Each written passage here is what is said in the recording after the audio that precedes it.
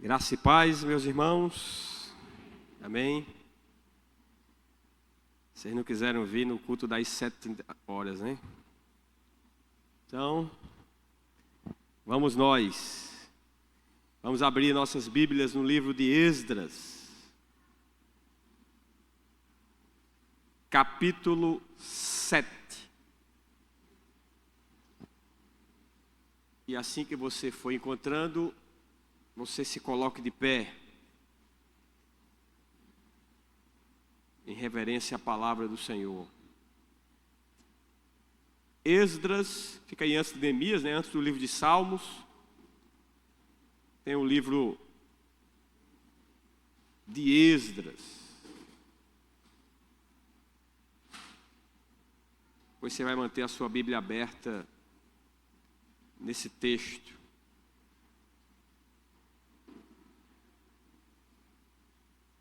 Esdras capítulo 7.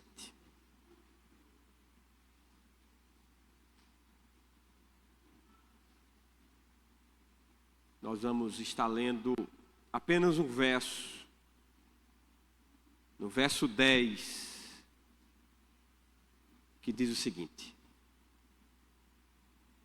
porque Esdras tinha disposto o coração para buscar a lei do Senhor e para a cumprir, e para ensinar em Israel os seus estatutos e os seus juízos.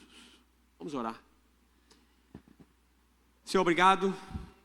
Tua graça, tua misericórdia, Deus, se renovou sobre nós mais uma vez nesse dia, onde tivemos aqui pela manhã aprendendo com a tua palavra, teu servo que esteve aqui ministrando, e agora, Deus, à tarde, início de noite, mais uma vez tu nos reúnes para, meu Deus, ouvir a tua voz. Tu sabes o quão carentes somos da tua palavra, e tu sabes também, Senhor, o quão limitado eu sou, Deus, para transmiti-la. Que o teu Santo Espírito venha a nos iluminar nessa tarde. Venha, meu Deus, a me ajudar a transmitir aquilo que tu queres que o teu povo, meu Deus, receba nessa tarde. E o teu povo, Deus, possa compreender e essa palavra possa descer ao seu coração, Deus, e possa gerar de alguma maneira, Senhor, mudança e edificação para o louvor da tua glória. Nos ajuda, Senhor. É isso que nós te pedimos, ó Deus, e te oramos no nome de Jesus. Amém. Deixe sentar. Eu coloquei como tema, né, dessa mensagem, eu dei como título, Um Coração com Propósito. Foi esse o tema que eu dei a essa breve palavra de hoje à tarde. Irmãos, é importante para nós entendermos, né, esse texto, nós olharmos para o seu contexto, né, e principalmente o seu contexto imediato. No verso 9, né, nós lemos assim: pois no primeiro dia do primeiro mês partiu da Babilônia, e no primeiro dia do quinto mês chegou a Jerusalém, segundo a boa mão do seu Deus sobre ele. Esdras estava vindo, né, da Babilônia em direção a Jerusalém. Já havia uma leva de judeus que haviam voltado bem algumas décadas atrás. Se você ler lá no verso 1, né, você vai introduzindo esse capítulo 7 do livro de Esdras, nós vamos ler no início, né, a seguinte expressão: passadas estas coisas.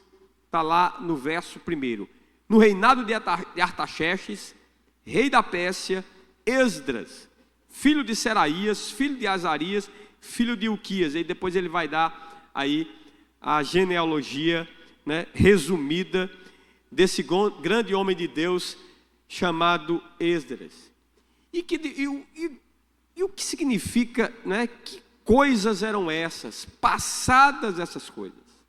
Aqui nós, né, abrange um intervalo de cerca de 50 anos, que vai desde a dedicação do templo, não é? Vocês lembram que quando Nabucodonosor, no ano aproximado de 586 a.C., ele invade a cidade, ele destrói o templo, né? Ele arrasa os muros, ele arrasa a cidade, leva o povo cativo para a Babilônia. Depois, né, de cerca de 70 anos, parte do povo volta para Jerusalém, volta para Judá, né? E o objetivo inicial ali era reconstruir o templo. E aqui, nesse texto que nós lemos, né, que se inicia no capítulo 7, já havia passado cerca de 50 anos após a reconstrução desse templo, né, por volta do ano 516 a.C. Nós estamos agora no 7º ano do reinado de Artaxerxes, como diz aqui no verso 1 do capítulo 7. O capítulo 7, né, se passa entre os anos de 458 a 457 a.C.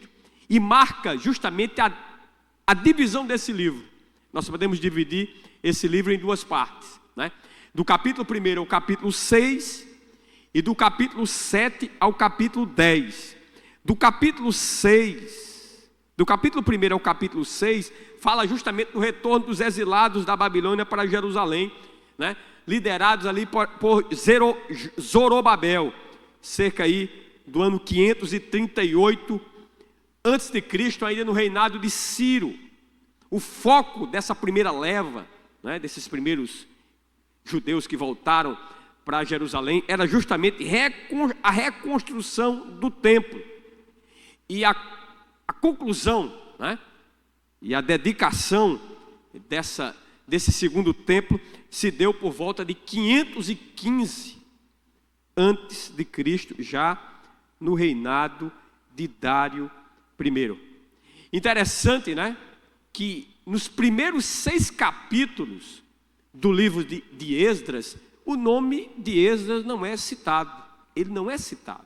É interessante que o livro leva o nome de Esdras, mas nos 6 primeiros capítulos, em grande parte desse livro, que são apenas de 10 capítulos, o nome de Esdras, ele não havia citado, ele só vai aparecer a partir agora do capítulo 7. Esdras é a forma aramaica, né, em hebraico, do nome Azarias. Significa Iavé ajudou, ou Iavé ajuda. Aqui Esdras entra em cena no capítulo 7, né? Ele lidera um segundo grupo, o primeiro grupo, do capítulo 1 até o verso do capítulo 6, guiado por Zorobabel para reconstruir o templo lá em Jerusalém. Ele agora lidera um segundo grupo, e a finalidade, o propósito, já não é mais reconstrução do templo. O templo já havia sido reconstruído e dedicado. Agora, o propósito, né, o que moveu Esdras a voltar para a terra dos seus antepassados, é uma reforma espiritual, e não mais uma reforma, né, física, estrutural daquele templo. Nos versos de 1 a 5 do capítulo 7, Esdras é apresentado como sendo de uma linhagem sacerdotal. Ele era da linhagem sacerdotal de Arão, né? Deus o escolheu como forma de honrar o sacerdócio, né, que estava tão depreciado, né? A honra tinha sido perdida, a respeitabilidade tinha sido perdida durante, né, o período pré-exílico. E agora Deus introduz esse sacerdote para promover essa grande reforma espiritual, né, que havia sido abalado, né?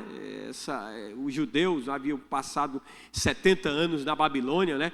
Infelizmente alguns haviam se aculturado, e aqueles que voltavam para a terra, né, precisavam agora passar por essa experiência de renovo espiritual, de reforma espiritual. E foi para isso que Esdras foi enviado para Judá, para Jerusalém, né? Ali já com seu templo reconstruído. No versículo 6, se você atentar aí, no capítulo 7, o texto vai dizer que ele era um escriba versado na lei de Moisés. Escriba no hebraico quer dizer um secretário, né? Um perito em livros, um estudioso da lei de Deus, né? E o intuito era dessa dedicação era ensinar, instruir a outros. Esdras era um profundo conhecedor das escrituras, era um homem de profunda erudição, né? Dizem que Esdras, na sua época, ele examinou todas as cópias que haviam da lei, né, que podia encontrar, e publicou uma edição cuidadosa com os livros proféticos. Lembrando que o livro da lei, que os judeus chamam de Torá, né, é o que nós chamamos de Pentateuco, que são os 5 primeiros livros da Bíblia. E ele promoveu uma edição agora com livros proféticos, históricos e poéticos, e acrescentou algumas das profecias e histórias do seu tempo. Depois de cerca de 50 anos que o templo fora erigido, era necessário agora o povo de Israel, o povo de Judá, passar por uma reconstrução moral. E Deus havia escolhido Esdras como agora o seu instrumento, que limparia como se fosse um lixo dos abusos, né, que se estabeleceram naquela nação, e agora que precisava de fundamentos, de novos fundamentos espirituais. No ano de 457 a.C., no 7º ano do rei Artaxerxes, no primeiro dia do mês, uma viagem de 4 meses, Esdras, juntamente com sacerdotes, com levitas, com cantores, com porteiros e servidores do templo, eles partem para Jerusalém, no primeiro dia do mês, né, que é o mês de Nisan, no calendário judaico. Interessante que foi nesse mesmo mês que Moisés partiu do Egito em direção à terra prometida. E agora, nesse mesmo mês, Esdras parte da Babilônia em direção à terra prometida, agora para promover essa reforma espiritual. Irmãos, você tem uma ideia, né? Da Babilônia para Jerusalém era cerca de entre 1.400 a 1.600 quilômetros. Em linha reta seria 800 quilômetros, né? Mas eles procuravam caminhos mais seguros. Por isso que essa caminhada, essa viagem, ela se estendia, né? E se transformava entre 1.400 a 1.600 quilômetros. Imagina aí, por estradas de chão batido, né? Levou 4 meses para percorrer essa distância entre a Babilônia e Jerusalém. E além de ser uma viagem longa, né, era uma viagem extremamente perigosa. Por quê? Porque ele estava levando ali, né, ouro, prata e utensílios para o templo. Isso vai estar lá em Esdras, no capítulo 8, né, no capítulo mais à frente. Inclusive, Esdras, ele se negou a receber ajuda do rei Artaxerxes, que queria enviar uma comitiva de soldados para que o acompanhasse na viagem. E esse texto, né, ele vai rejeitar, e ele convoca um jejum pedindo proteção a Deus e recusa aquela escolta militar. Isso está lá em Esdras capítulo 8, verso 21 a 23. Depois você pode ler em casa esse texto. E no primeiro dia do 5º mês, depois de 4 meses, Esdras chega a Jerusalém. Está lá no verso 9, que nós vamos ler mais uma vez, quando diz: pois no primeiro dia do 1º mês, partiu da Babilônia, e no primeiro dia do 5º mês, chegou a Jerusalém, segundo a boa mão do seu Deus sobre ele. A primeira coisa que a gente vê aqui é a graça, né? É a graça de Deus, é a sua ação, a sua soberania, né? Nessa caminhada, nessa viagem, que guardou Esdras em todo o seu trajeto. Nenhum incidente aconteceu durante esses cerca de 1.400 a 1.600 quilômetros, dá mais ou menos, né, como daqui em Porto Seguro, na Bahia, no sul da Bahia. É muito chão, né? Não é fácil, mas ele conseguiu atingir esse objetivo, porque o texto é bem claro aqui, porque a boa mão do seu Deus estava sobre ele, né? Então, o que é que a gente aprende aqui? Que o sucesso de Esdras, né, não foi devido à sua própria força, inteligência, né, ou pelos seus contatos ali no reinado do rei Artaxerxes, ou as suas amizades, nada disso, mas sim porque a boa mão do Senhor, seu Deus, estava sobre ele. Agora, interessante, né? Mesmo desfrutando dessa graça, né? Muitas vezes a gente tem a tendência infelizmente, né, em igrejas de viés um pouco reformado, né, esquece do papel que nós temos que ter, mesmo em meio a essa graça. No verso 10, né, você vai ver, porque Esdras tinha disposto o coração para buscar a lei do Senhor e para cumprir, para ensinar em Israel os seus estatutos e os seus juízos. Ou seja, ele tinha um propósito com essa viagem. E por causa desse propósito, Deus fez com que, né, ele fosse bem sucedido. Uma coisa, né, está atrelada aqui. Havia um compromisso de Esdras com a palavra. E por causa disso, ele atraiu a graça de Deus sobre a sua vida. Está bem claro aqui. Ele foi, se dirigiu, chegou a Jerusalém, andou esses 1.600 quilômetros, passou 4 meses na estrada. Por quê? Porque a boa mão de Deus estava sobre ele.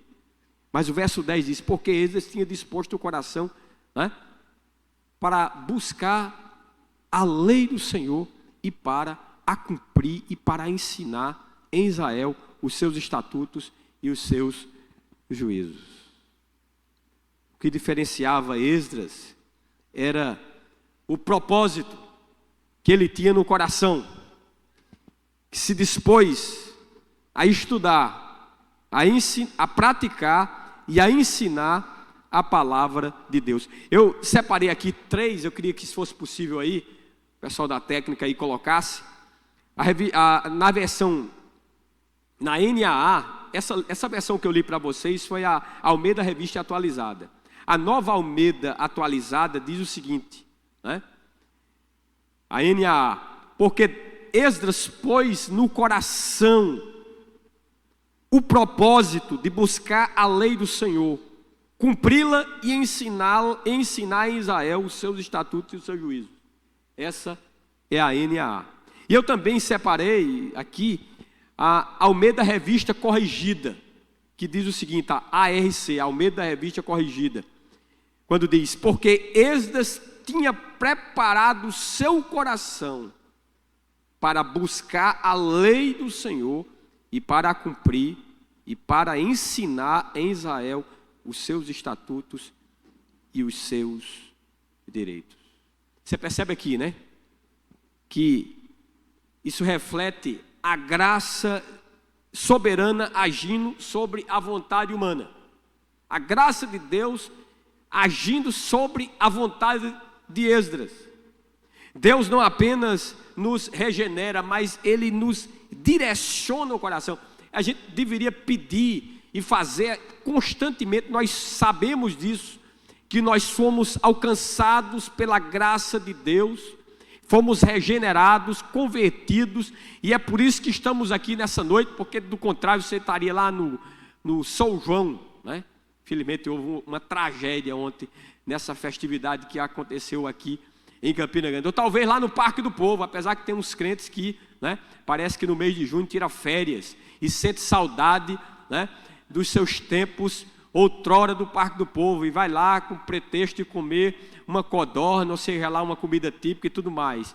Eu não aconselho você a fazer isso, né? Você quer saber quem é aquele lugar? Conversa com o pastor Jamerson. Você vai dizer, moxa, o pastor Jamerson está participando, não é porque o pastor Jamerson trabalha lá, né, como, né, policial, e tem que dar plantão ali. Ele sabe o que é aquele lugar. Você não precisa ir lá, é só você procurar saber o que é que rola ali naquele lugar. Fecha o parênteses aqui, né? Então, Deus não apenas regenera, mas direciona o nosso coração. Está lá em Filipenses 2,13, quando diz: porque Deus é quem efetua em vós tanto querer como realizar, segundo a sua boa vontade. Esdras é um exemplo de um coração renovado pelo Espírito, que se volta decididamente para fazer a vontade do seu Deus. Esdras, literalmente, ele fixou ou dirigiu seu coração, né? E esse texto aqui é maravilhoso porque ele já é um texto que já vem pronto, né? Ele já tem as 3 divisões, né? Ele literalmente fixou ou dirigiu seu coração para 3 coisas. A primeira delas, lendo ainda o verso 10, Esdras 10, porque Esdras tinha disposto o coração para o quê? Para buscar a lei do Senhor. Esse verbo buscar no hebraico, ele significa investigar com diligência, estudar profundamente, inquirir. Não é uma leitura, um estudo superficial. Esdras, ele mergulhava nas Escrituras com zelo intelectual e espiritual. Aqui, né, nós vamos ver algo que só foi acontecer milhares de anos depois, na Reforma Protestante, né? O princípio clássico da Reforma Protestante, um dos pilares da Reforma Protestante, é justamente o sola scriptura, ou somente as Escrituras. O catolicismo romano tem as Escrituras e tem os seus dogmas e tem a sua tradição, né? Ambos estão no mesmo nível, no mesmo patamar. E muitas vezes essa tradição se contradiz, eles não admitem isso, mas na prática é o que acontece, se contradiz com as Escrituras. E muitas vezes a tradição, ela se sobrepõe às Escrituras. Isso acontece dentro do catolicismo. Eles têm que administrar essa tensão. Mas nós que somos protestantes, nós não submetemos a tradição, nós não submetemos as Escrituras, né, abaixo da tradição, não. A tradição tem que se conformar com as Escrituras, e não o contrário. Sola Escritura. A palavra de Deus, né, para nós, crentes, protestantes, é o centro, deve ser o centro da nossa vida. E Esdras tinha muito bem isso, né, definido na sua mente. Antes, uma reforma física, estrutural não era suficiente. Nós estamos aqui em busca, né? Eu espero que você contribua, né, aí na campanha das cadeiras, para a gente trocar essas cadeiras de plástico e colocar outras cadeiras, ok? Mas isso é bom, é algo positivo, né? Sim, mas não é suficiente. Não adianta ter belas cadeiras se o nosso coração está distante de Deus, né? Só vai fazer sentido isso se nós estivermos na presença de Deus e buscando ao Senhor. O povo de Israel tinha esquecido isso, tinha reconstruído o templo, mas se você for ver no desfecho, né, desse livro, você vai ver que havia casamentos mistos.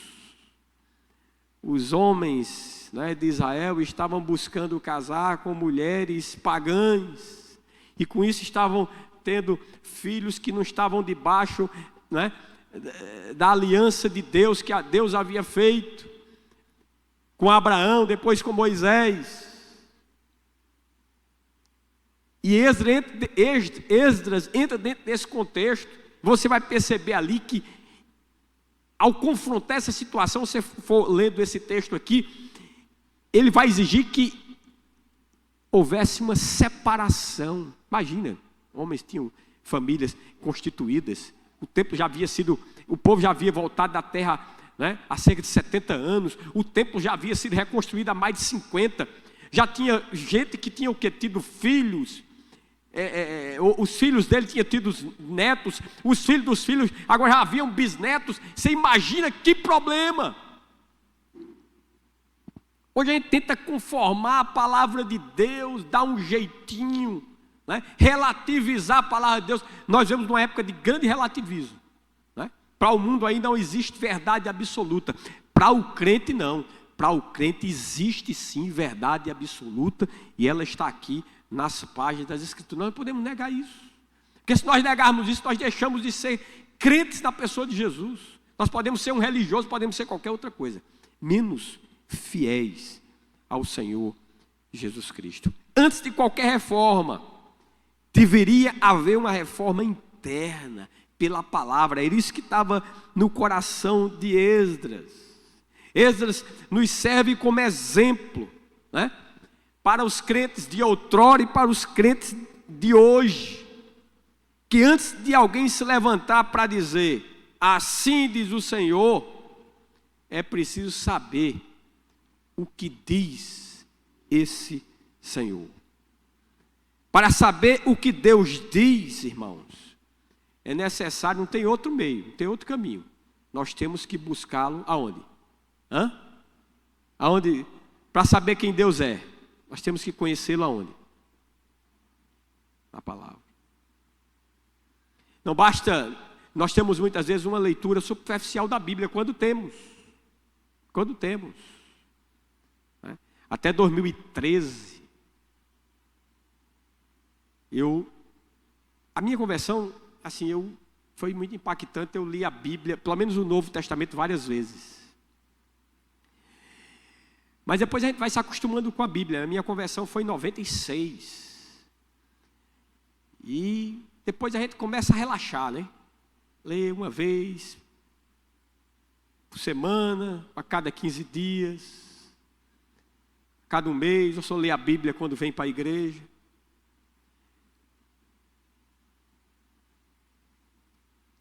E eu tomei uma decisão a partir de 2013. Eu digo, pelo menos uma vez por ano eu tenho que ler a Bíblia de capa a capa. Mas isso ainda é pouco, é insuficiente. É pouco. Porque muitas vezes a gente faz uma leitura superficial. Nós não nos detemos para meditar, para prescrutar, para inquirir, para nos aprofundar. A maioria nem lendo está. Eu digo isso lamentando. Lá na Consciência Cristã nós fizemos uma pesquisa. Apenas 20% daquelas 10 mil pessoas que estavam ali leem a Bíblia todos os dias. Apenas 20%, ou seja, 80% não lê a Bíblia todo dia. Que tipo de crente nós vamos ser se nós não lemos as Escrituras todos os dias? Não prescrutamos a palavra todos os dias. Eu sei que você pelo menos faz 3 refeições diárias. Café, almoço e janta, pelo menos. Tem alguns que até vão aí, né, além disso. Você já experimentou passar um dia, 2, 3, 4, 5, 6, uma semana, 15 dias sem comer nada? Como é que seu corpo vai ficar? Diga aí. Jejum é algo bíblico, viu? Isso é algo que tem que ser perdido na igreja. Infelizmente, né? O próprio Esdras aqui proclamou um jejum ali, pedindo proteção e graça a Deus para que ele fosse bem sucedido nessa viagem de 1.400 a 1.600 quilômetros, correndo o risco de salteadores e tudo mais naquela época, sem segurança nenhuma. Hoje nós vivemos uma zona de conforto, né? Isso muitas vezes causa um certo comodismo em nós. Não basta ler a Bíblia de forma superficial ou por obrigação. Nós devemos preparar o nosso coração. Nós devemos ter um tempo de qualidade, sem distrações. Quer maior distração do que o seu smartphone aí? Né? Meu Deus. Isso é um desafio para esses tempos modernos que nós estamos vivendo. Às vezes até dentro da igreja a gente não consegue se conter, né? E na maioria das vezes é pura perda de tempo. Se usasse pelo menos isso até para próprias escrituras, hoje você tem, né, o advento da inteligência artificial. Meus irmãos, nós estamos vivendo uma época. Salomão, em toda a sua glória, não desfrutou do que você, um simples e mero mortal hoje, desfruta, né? Salomão tinha água quente, chuveiro quente na sua casa? Salomão tomava banho de cuia. Acho que alguém devia esquentar a água para ele, se ele quisesse tomar um banho quente, né? Salomão tinha hoje tem até vasos sanitários com cheiro, com isso, tem muita tecnologia, né? Como é? Sou do tempo ainda, né? Minha mãe, quando era o meu banheiro, já disse aqui, era lá no fundo do quintal, né? Minha mãe usava um piniquinho, né? Que era pinico. O povo mais antigo aqui sabe, né? Isso não faz muito tempo, não. 40 anos, 50 anos atrás. Hoje nós temos facilidade, irmãos. Se você pedir no inteligência artificial um exegese desse texto, uma análise, ele vai dar, ele vai puxar.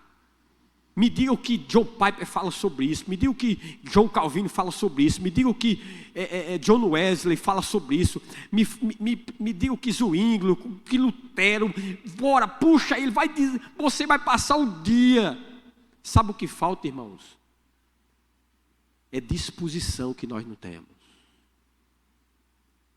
Nós temos disposição para fazer maratona de séries, nós temos disposição para assistir jogo aí pela madrugada, mas se fosse para uma oração, se fosse para buscar a Deus, aparecia todo tipo de justificativa e desculpa para nós não fazermos isso.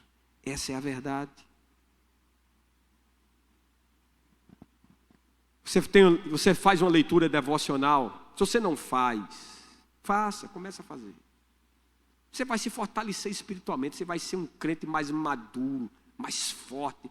Você vai resistir às tentações aí que estão no seu coração, na sua mente.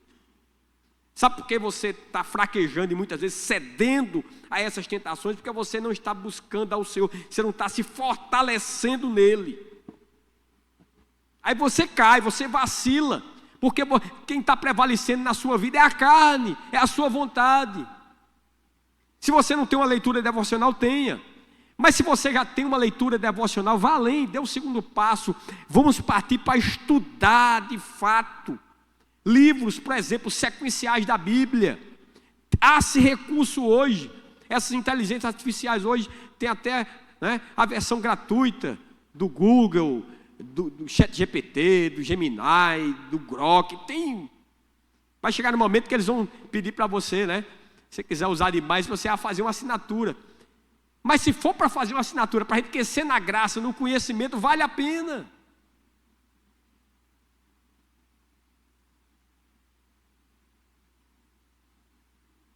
Uma pergunta que nós devemos fazer a nós mesmos: nosso coração está realmente direcionado para conhecer mais a Deus através da sua palavra? Ou estamos vivendo de restos espirituais, de migalhas? Deus quer montar um banquete, e Ele tem um banquete para você. Você quer esse banquete? Você vai continuar vivendo de migalhas. Só lê a Bíblia quando vem na igreja. Só ouve a voz de Deus quando vem na igreja. Passa a semana toda, não tem tempo para Deus. Eu só queria que esses crentes que não têm tempo para Deus, Deus arrumasse tempo para eles. Olha, se você esperar para Deus arrumar tempo para você, ter para Ele vai quebrar você no meio. Ele vai arrebentar com você. Você vai gemer. Eu faço essa oração às vezes ao Senhor. Senhor, não deixa. E o tempo está indo embora. E minha mulher disse, cuidado. Primeira coisa que Esdras dispôs no seu coração foi o quê? Buscar o quê? A lei do Senhor. A segunda coisa, está lá no verso 10 ainda, porque Esdras dispôs o coração para buscar a lei do Senhor. E para o quê? E para o quê? Fala aí, irmãos. Estão lendo não? E para? Vocês estão desanimados. Para cumprir, irmão.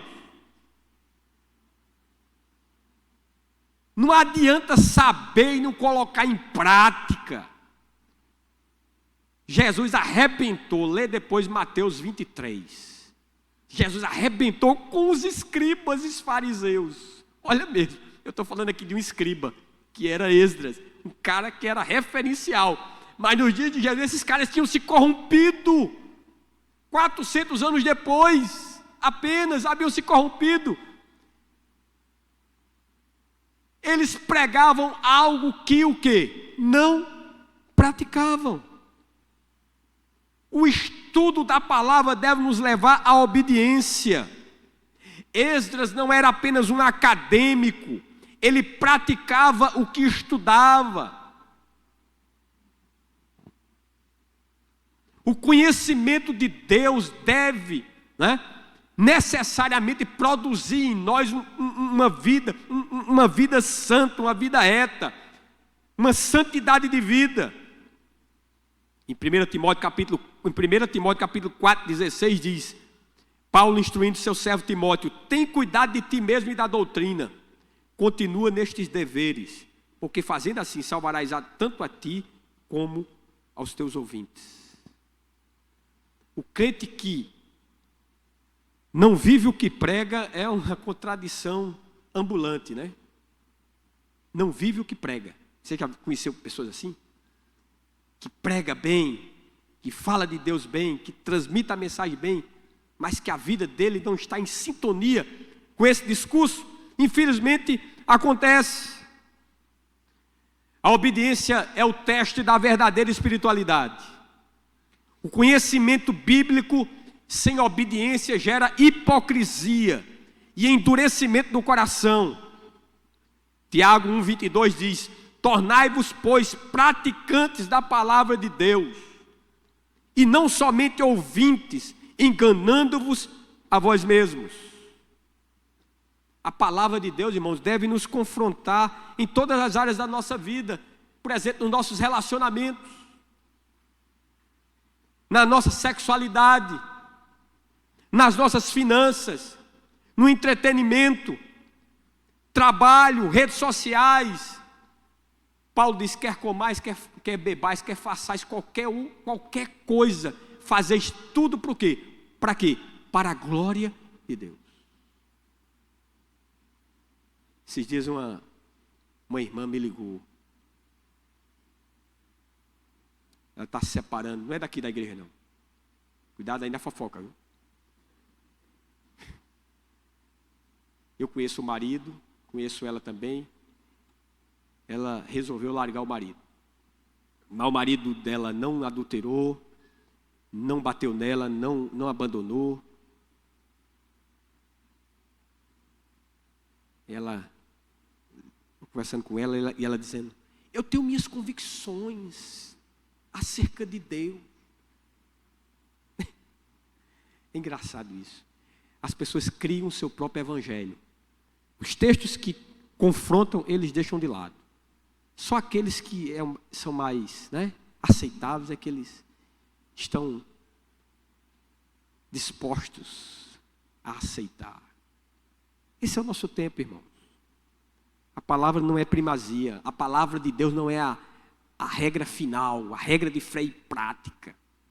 Você quer viver do jeito que você quer. Não é do jeito que você quer não, meu filho, minha filha. É do jeito que Deus quer.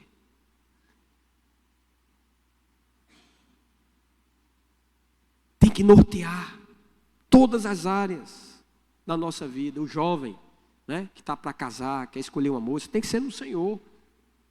Não pode ser querer fazer namoro missionário. Não tem esse negócio, né? Namoro missionário. Vai sofrer muito. Às vezes até o cara se converte, mas até que chegue lá e pode dar errado. Olha, você já não está indo pelo caminho da palavra. Tem tudo para dar errado. Você que está namorando e está transando com sua namorada, você está errado. Você está quebrando princípio. Tá? Deus não prega isso. Você está fornicando. Espere. Né? Quando você casar, dizia isso ao meu genro. Diga, olha meu filho, você não vai dar beijo nessa moça na boca, você vai pegar na mão e dar beijo na testa só, viu? Nem vai sair com ela só. Agora, quando você casar com ela, você pode pegar ela, você pode namorar com ela, dar beijo com ela 24 horas, nem bom não. Pode fazer o que você quiser. Se eu quiser, eu digo, né? Vocês estão me entendendo, né? Não é tudo não, viu? Tem aí uns pervertidos aí que também precisa se enquadrar na palavra de Deus. Quer fazer a mulher dele de objeto sexual.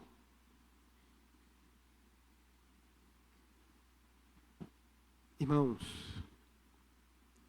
o crente deve viver de forma que sua conduta confirme sua confissão de fé. A pessoa olhar para você e dizer, isso aí é um crente. Conduta, a prática. Você não precisa nem abrir a boca, sabe que você é um crente já. Pelo seu proceder. Hoje, muitas pessoas se decepcionaram com a igreja, né? Não justifica, às vezes até pretexto. Mas por quê, irmãos? Infelizmente, há muita hipocrisia no nosso meio. O cara bota uma capa de crente, vem para a igreja, quando vai para o trabalho é o Satanás. Na escola. Se os crentes dessem testemunho de crente, as igrejas eram abarrotadas. Era gente trocando tapa para sentar nesses bancos aqui, nessas cadeiras. Nós vimos uma crise, irmãos, violenta. Essa palavra aqui, ela é atualíssima. Hoje os crentes nem conhecem a palavra, é pior. E por não conhecer, não vive. Nem conhece, nem vive, a maioria. É um religioso, frequentador de culto. E quando conhece e não vive, é um hipócrita. De todo jeito está errado. Uma dica aqui. Após ler ou estudar um texto, pergunte sempre: o que Deus está me chamando para começar? Aliás, o que Deus está me chamando a parar, começar ou mudar hoje? Você não... Às vezes o cara faz isso, né? Essa palavra é para fulano. Essa palavra é, em primeiro lugar, para você. O que é que Deus está falando para você? Que você precisa parar, precisa começar e precisa mudar hoje. Somente saber a lei de Deus, a palavra de Deus, não torna ninguém piedoso. Esdras dispôs o seu coração para colocar em prática o que a palavra ensinava. Era um cara que buscava conhecer, mas ele não se satisfazia. Ele tinha que colocar em prática. Esse é o nosso grande desafio, irmãos. É Deus nos levar a conhecer a palavra, mas não ficar apenas no conhecimento. Tem que nos levar a praticar ela. Conhecer, praticar. Vamos para o terceiro ponto aqui. Porque Esdras, versos 10, tinha disposto o coração para buscar a lei do Senhor, e para cumprir, e para ensinar em Israel os seus estatutos e os seus juízos. Buscar a lei do Senhor, cumprir, e agora o quê? Ensinar. O propósito final não era apenas o conhecimento por si só, mas havia também, né, o desejo de transmitir. Hoje a gente peca muito nisso. Qual foi a última vez que você transmitiu a palavra de Deus para o incrédulo? Você falou de Jesus para o incrédulo. Sabe por que muitas vezes a gente não fala? Porque a gente não conhece, não está buscando. Sabe por que muitas vezes a gente não fala? Porque a gente não está vivendo. A gente não tem autoridade. Lembra dos fariseus dos tempos de Jesus? O povo olhou para Jesus e disse: ei, esse cara aí fala diferente. Porque ele fala como quem tem autoridade, não como os escribas e fariseus. Porque os escribas e fariseus não tinham autoridade. Eles tinham conhecimento, mas eles não tinham autoridade. Sabe por quê? Porque eram hipócritas. Pregavam e não viviam. Então nos tornamos tímidos. Se nós buscarmos ao Senhor, nós vamos estar cheios da sua graça. Lembra? Aqui, ó. Porque Esdras tinha disposto o coração para buscar a lei do Senhor. Aí no verso 9, aí Deus fez o quê? A boa mão de Deus estava sobre ele. Você quer ser cheio do Espírito Santo? Nós queremos ser cheios do Espírito Santo, temos que buscar a palavra. Buscar Deus na palavra. Buscar conhecê-lo. Não é para estar fazendo essa papagaiada que muitas vezes acontece dentro do meio evangélico. Não é? Que não tem nada de espiritualidade naquilo ali, nem está seguindo a palavra. É para você viver essa palavra e ter autoridade para transmitir essa palavra. O ministério de Esdras visava restaurar a identidade pactual de Israel por meio do ensino fiel das Escrituras. Esdras era um reformador modelo. Ele ensinava o que havia vivido antes. E o que ele vivia, ele havia antes verificado nas Escrituras. Todo crente é chamado a ensinar. Amém? Você é um missionário. Você é chamado a contribuir. Você está contribuindo com missões. Você é chamado a orar por missões. Você está orando por missões. E você é chamado a fazer missões. As três coisas ao mesmo tempo. Orar, contribuir, orar e ensinar. Onde é que eu vou fazer missões? Você vai fazer com seus filhos em casa. Você está ensinando seus filhos no temor do Senhor?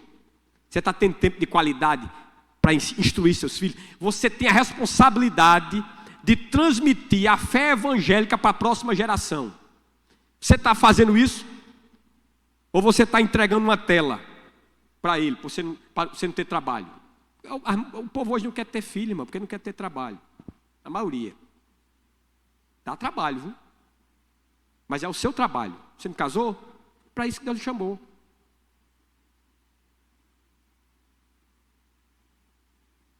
Aí quando tem, não, aí terceiriza. Terceiriza para a escola, terceiriza para a igreja. E quando dá errado, diz: meu filho vinha para a igreja todo domingo. Eu quero saber se a sua casa é uma igreja, doutor. Se você é o sacerdote lá, do seu lar. Se você está instruindo sua esposa, seus filhos. Ou se você é um omisso, que não cumpre o seu papel e depois culpa a sua mulher, quando não culpa Deus. Lembra de Adão?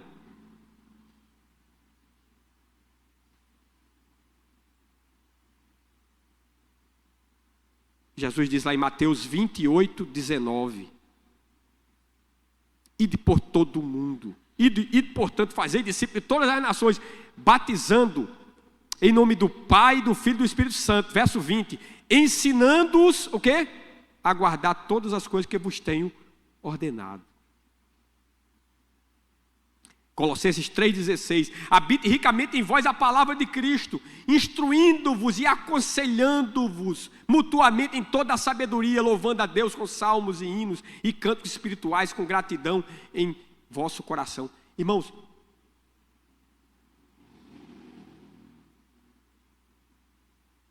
nós temos que melhorar muito. Eu estou falando isso para você, mas eu estou falando isso primeiro para mim, viu? Eu estou muito longe de Esdras. Esse texto falou muito ao meu coração. Eu digo: meu Deus, eu preciso ler mais, preciso estudar mais a Bíblia. Eu preciso te buscar mais. Eu preciso ensinar, instruir.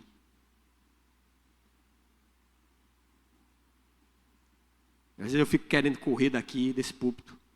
Que aqui você tem gente de alto nível, né? Eu digo: homem, deixa eu de lado. Senão você... Mas o quão bom isso fala primeiro para mim.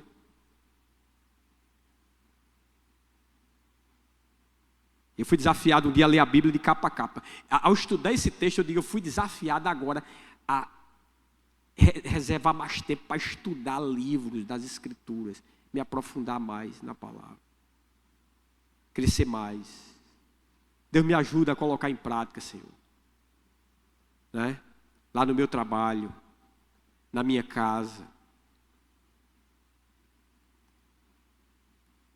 Eu quero encerrar